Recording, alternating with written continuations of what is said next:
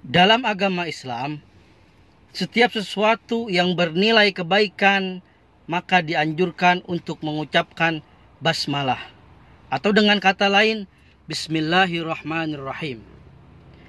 Kenapa? Pertama, mengikuti Al-Quranul Karim. Yang kedua, littabarruk.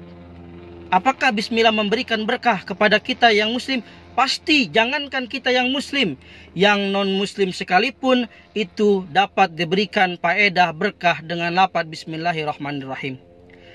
Dalam sebuah riwayat di zaman Khalifah Umar bin Khattab radhiyallahu an, ada seorang raja Romawi yang punya penyakit.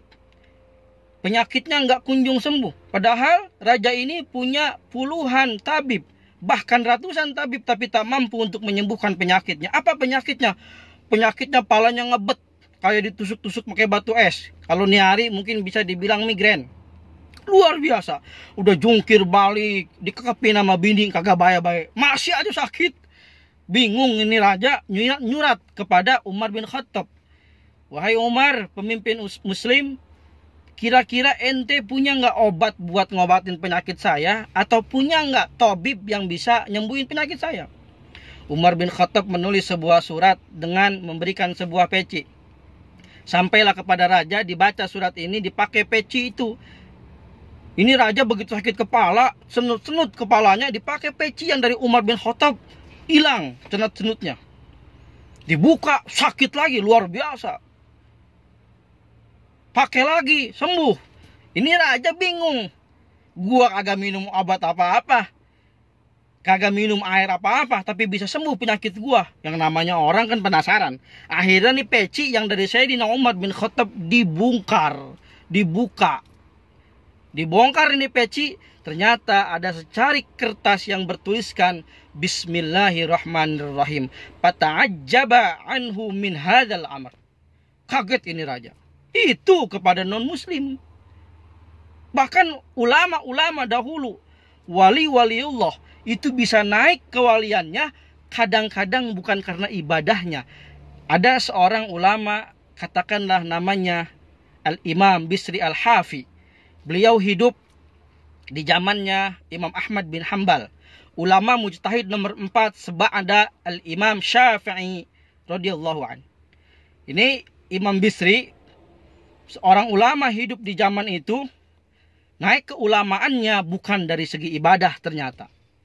Suatu hari ini Imam Bisri berjalan di tengah jalan, menemukan secarik kertas undangan yang ada tulisan Bismillahirrahmanirrahim. Makanya nih hati-hati kalau bikin undangan, jangan pakai tulis Bismillahirrahmanirrahim, pakai bahasa Arab. Nemulah ini imam, lafaz bismillah, yang sudah mudoya'ah, sudah dihinakan di jalan, sudah diinjek sama orang, sudah diludahin sama orang, diinjek sama hewan. Diambil oleh imam ini, kemudian dia pergi ke toko minyak wangi, diolesin lafaz bismillah pada kertas undangan ini minyak wangi. Malamnya dia bermimpi, wahai Bisri, la'atyabanna ismak, engkau telah memberikan wangi kepadaku, maka aku akan berikan wangi terhadap namamu. Maka semenjak itu Al-Imam Bisri Al-Hafi itu menjadi waliullah yang naik derajatnya dengan memuliakan lafaz Bismillahirrahmanirrahim. Dalam kisah lain, ada seorang mubalik lah kalau sekarang, ulama yang sangat luar biasa. Kalau dia sudah bicara, orang akan terfokus padanya. Kalau dia itu ulama mubalik itu sudah ngomong, semua orang akan terpana padanya. Luar biasa ilmunya. Kalau sudah nangis, semua jutaan nangis. Padahal ceramahnya nggak hebat-hebat amat. Didatengin lah oleh mustami. Ya Syekh, saya dengerin ceramahnya itu biasa aja, tapi kok luar biasa. Apa hikmahnya? Cerita ini mubalik yang namanya Al-Imam Mansur bin Amr. Saya dulu nemuin sebuah tulisan, yang mana tulisan itu di tengah jalan, sudah mudoya'ah, dihinakan. Lalu saya ambil, saya jilat itu tulisan sehingga bersih, dan saya simpan. Lalu malamnya saya bermimpi, wahai waliullah, wahai ulama Allah, engkau akan diberikan keistimewaan. Setiap kali kau berbicara, jutaan ribuan orang akan terpana dengan pembicaraanmu. Setiap kali kau berdoa, dengan menyedihkan, dengan meneteskan air mata, maka jutaan manusia itu pun akan menangis bersamamu. Inilah keistimewaan bismillah. Oleh karenanya ulama-ulama kita di Indonesia membuat satu wirid, satu zikir, yang mana zikir itu dikatakan dengan zikir bismillah. Allahumma inni as'aluka bifadli bismillahirrahmanirrahim. Wa as'aluka bi'azamati bismillahirrahmanirrahim. Wa as'aluka bil qudrati bismillahirrahmanirrahim. Wa as'aluka bi hurmati bismillahirrahmanirrahim. Wa as'aluka bi jabaruti qudrati bismillahirrahmanirrahim.